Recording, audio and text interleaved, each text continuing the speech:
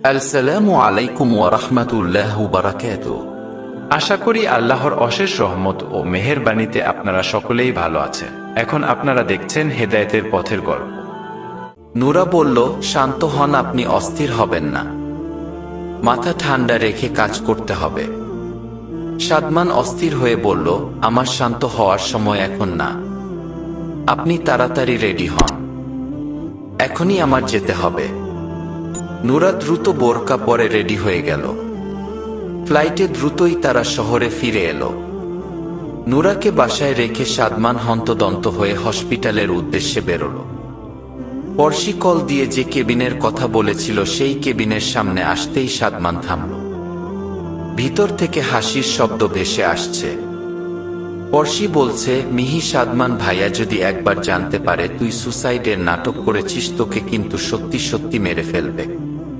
মিহি হাসতে হাসতে বলল, জানবে কিভাবে? আমি কোনো প্ল্যান করে আজ পর্যন্ত অসফল হইনি, আজকেও হব না। সাদমান আর সহ্য করতে পারল না, দরজাটা খট করে খুলে ভিতরে প্রবেশ করল। মিহি, পরশি দুজনেই সাদমানকে দেখতে পেয়ে চমকে উঠল। সাদমান মিহিকে বেড থেকে টেনে তুলল। তারপর রাগত স্বরে বলল, কেন এই মিথ্যে নাটকটা করলে মিহি?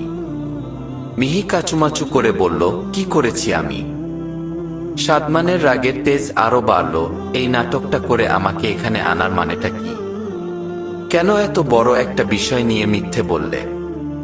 মিহি নিজেকে ছাড়িয়ে বলল, খুব সমস্যা হয়ে গেল তাই না? তোমার হানিমুনটা নষ্ট হয়ে গেল। বাজে কথা বলা বন্ধ করো মিহি, আমার মাথাটা খুব গরম হচ্ছে। মিহি এবার একটু নরম হলো। গলার সুর পরিবর্তন করে বলল, সাদমান, আমার সহ্য হচ্ছিল না তুমি মেয়েটার সাথে হানিমুনে গিয়েছ। আমি কি করে এসব সহ্য করব বলো তো? ওই গেও মেয়েটাকে পেয়ে তুমি আমাকে ভুলে থাকবে তা তো হতে পারে না। কোনো উপায় না পেয়ে আমি পরশিকে দিয়ে মিথ্যে বলিয়েছি। হসপিটালে এডমিট হয়েছি যাতে তোমার সন্দেহ না হয়। সবকিছু তো তোমার জন্যই করেছি জান। সাদমান চোখ বন্ধ করে নিজের রাগ নিয়ন্ত্রণ করে নিয়ে বলল, কাজটা মোটেও ঠিক করনি মিহি। এখন আমি যাচ্ছি, আমার সাথে আর যোগাযোগ করার চেষ্টা করবে না। সাদমান দ্রুত পায়ে কেবিন থেকে বেরিয়ে গেল। পরশি মিহিকে উদ্দেশ্য করে বলল, হলো তো এবার? কতবার না করলাম, শুনলি না আমার কথা?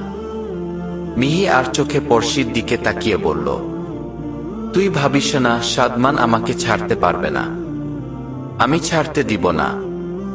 সাদমান ফিরে এসে বিষণ্ণ মনেই বসে রইল। নূরা খাবারের জন্য ডাকতে এলো, আসসালামু আলাইকুম। ওয়ালাইকুম আসসালাম। টেবিলে খাবার দিয়েছি, খেয়ে নিন এসে।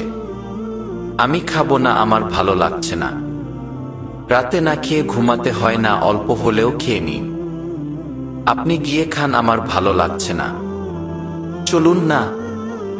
সাদমান চেঁচিয়ে উঠল, বললাম তো আমার ভালো লাগছে না। বারবার কেন জোর করছেন? এখন কি সব কাজ আপনার ইচ্ছায় করতে হবে? আমার ইচ্ছা অনিচ্ছার কি কোনো দাম নেই এই বাসায়? নূরা অপ্রস্তুত হয়ে বলল, না, তা কেন হবে? খাওয়া দাওয়া না করলে আপনার শরীর খারাপ হবে তাই বলছিলাম। আমার বিষয়ে আপনাকে ভাবতে হবে না। তাহলে কে ভাববে? আমি নিজের বিষয়ে নিজেই ভাবব। আমার জন্য কাউকে ভাবতে হবে না। আমার বাবা মা আমার জন্য ভাবতে ভাবতে আমার জীবনটাকে আজ এই পর্যায়ে এনে দাঁড় করিয়েছে। আমার ক্যারিয়ার খারাপ হওয়ার পথে। নূরা, আমার মাথা কাজ করছে না এমনিতেই। আপনি এখন যান, আমি ভুলভাল কিছু বলে ফেলবো আপনাকে। নূরা মাথা নিচু করে বলল, আপনি যেভাবে হারামে লিপ্ত হয়ে আছেন এভাবে শান্তি আসে না মনে। সাদমান নিজের রাগ নিয়ন্ত্রণ করল কোনো রকমে। নূরা কথাটা বলে ঘর থেকে বেরিয়ে গেল। মিহি বারবার কল দিচ্ছে, সাদমান রিসিভ করছে না। এক পর্যায়ে ভাবল, এবার বিষয়টা শেষ করা উচিত। মিহি আর নূরাকে একসাথে নিয়ে এসে কথা বলবে।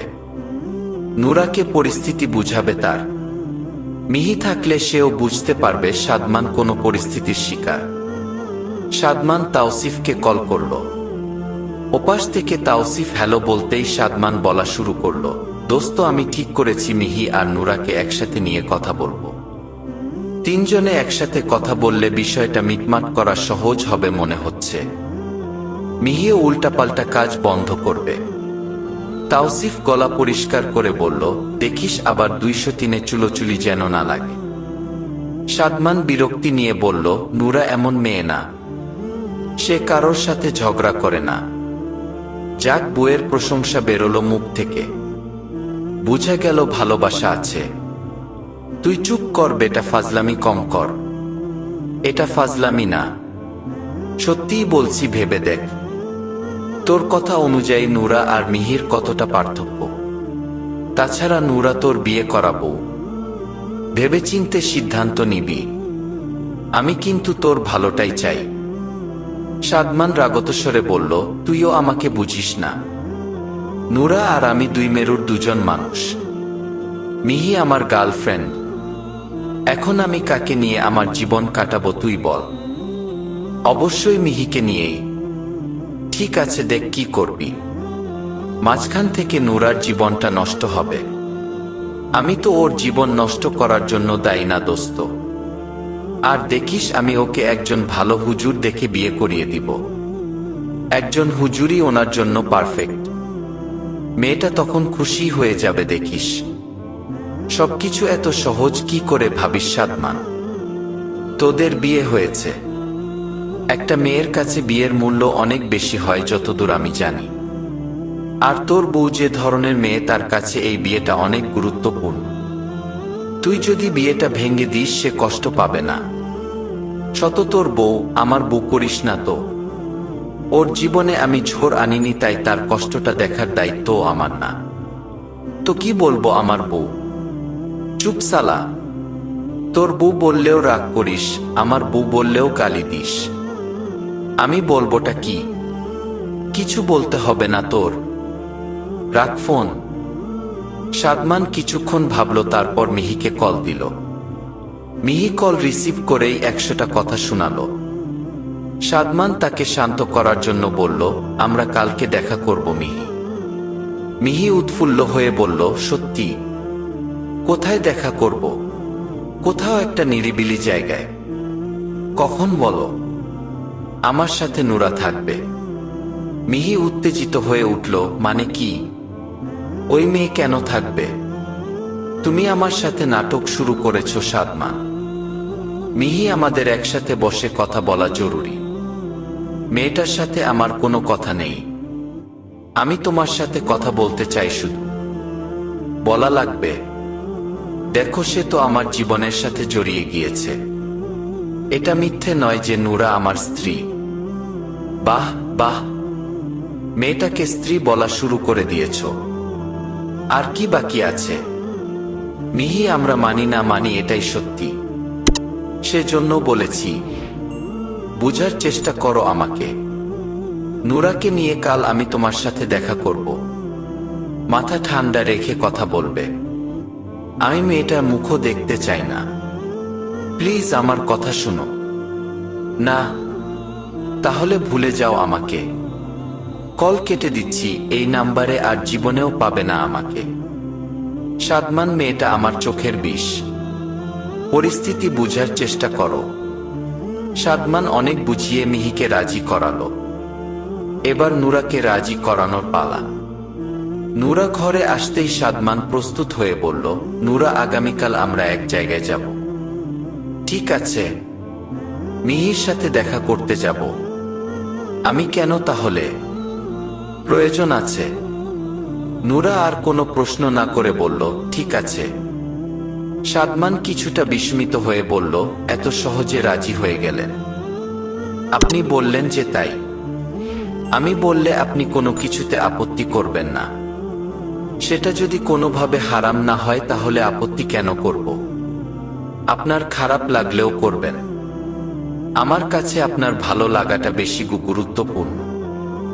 হাদিস শরীফে রাসূলুল্লাহ সাল্লাল্লাহু আলাইহি ওয়াসাল্লাম বলেন, নারী যখন 5 ওয়াক্ত নামাজ আদায় করে, রমজান মাসে রোজা রাখে, স্ত্রী সতীত্ব ও সম্ভ্রম রক্ষা করে, শালীনতা বজায় রেখে চলে এবং স্বামীর আনুগত্য প্রকাশ করে, তখন সে বেহেশতের যে কোনো দরজা দিয়ে ইচ্ছা প্রবেশ করতে পারবে। আবু দাউদ শরীফ। আপনার সব কথা পালন করা আমার দায়িত্ব। সাদমান আর একটি কথাও বলল না, স্তব্ধ হয়ে গেল। নূরা তাকে স্বামী হিসেবে মান্য করা শুরু করে দিয়েছে। সাদমানের মনে কোথাও একটা ব্যথার সঞ্চার ঘটালো কথাটা। সাদমান, নূরা আর মিহি মুখোমুখি বসে আছে একটা নিরিবিলি জায়গায়, জনমানব শূন্য চারিদিক। সাদমান বলল, নূরা এবং মিহি আমার কথাগুলো মন দিয়ে শুনবে আশা করছি। নূরা মাথা নাড়ালো। মিহি হ্যাঁ না কিছুই বলল না। নূরার দিকে তাকাচ্ছেও না সে, রাগ রাগ চেহারায় বসে আছে। সাদমান নূরাকে উদ্দেশ্য করে বলা শুরু করলো, নূরা, মিহির পরিচয় আপনি জানেন। সে আমার গার্লফ্রেন্ড। আমরা দুজন দুজনকে ভালোবাসি। বেশ অনেক দিনের সম্পর্ক আমাদের। আমি মিহিকেই বিয়ে করতে চেয়েছিলাম, ভাগ্যক্রমে সেটা হয়নি। কিন্তু আমাদের জীবন শেষও হয়ে যায়নি। এখনো সময় আছে, আমরা আমাদের জীবন গুছিয়ে নিতে পারি। এভাবে আমাদের তিনজনের জীবনই নষ্ট হচ্ছে। নূরা ধোপ গিলে বলল, কি করতে চাচ্ছেন এখন? বিয়েটা ভেঙে দিতে চাচ্ছি। আপনাকে আমি একটা ভালো ছেলে দেখে বিয়ে দিয়ে দিব। আপনি শুধু আমাদের একটু সাহায্য করেন। মিহি এবার তেজি কণ্ঠে বলল, এত রিকোয়েস্ট করার কি আছে? সোজা বলো, সে যেন আমাদের জীবন থেকে বিদায় হয়, তোমার মাথার বোঝা হয়ে না থেকে চলে যায়। ছোট্ট একটা কথা সে বুঝে না। তুমি তাকে ভালোবাসো না আমাকে ভালোবাসো। ছাচরার মতো তোমার জীবনে পড়ে আছে কেন? মিহি তুমি থামো। সাদমান মিহিকে থামালো। নূরার বুকে চিনচিনে ব্যথা করছে, চোখটা ঝাপসা হয়ে আসছে। তবুও নিজেকে সামলে বলল, আপনারা যা বলবেন তাই হবে। সাদমান যেন হাফ ছেড়ে বাঁচল। কথা বলার এক পর্যায়ে হঠাৎ দুইটা বাইকে কয়েকজন ছেলে তাদের ঘিরে দাঁড়ালো। এদিক ওদিক তাকিয়ে পকেট থেকে একটা ছুরি বের করে বলল, যা আছে দিয়ে দাও। বাকি ছেলেগুলোও ছুরি বের করল। পরিস্থিতি বুঝে উঠতে সাদমানের একটু সময় লাগলো। কিছুক্ষণ পর বুঝতে পারল তারা ছিনতাইকারীর কবলে পড়েছে। নূরা ভয় পেয়ে কুকুরে আছে। মিহিও কাচুমাচু করছে। মিহি বলল, সাদমান আমার এত দামি ফোন। সাদমান ইশারায় বলল দিয়ে দিতে। সাদমান নিজের ফোন, ঘড়ি সব খুলে দিল। মানি ব্যাগ বের করে দিল। মিহিও গলার চেন খুলে দিল। ছেলেদের মধ্যে একজন এবার নূরার দিকে এগিয়ে এসে বলল, এই যে বোরকাওয়ালি মেয়ে, তোমার কাছে কি আছে দিয়ে দাও। নূরা আস্তে করে বলল, আমার কাছে কিছু নেই। ছেলেটা বলল, কিছু নেই বললে হবে, বোরকা খুলেন, চেক করতে হবে আপনারে।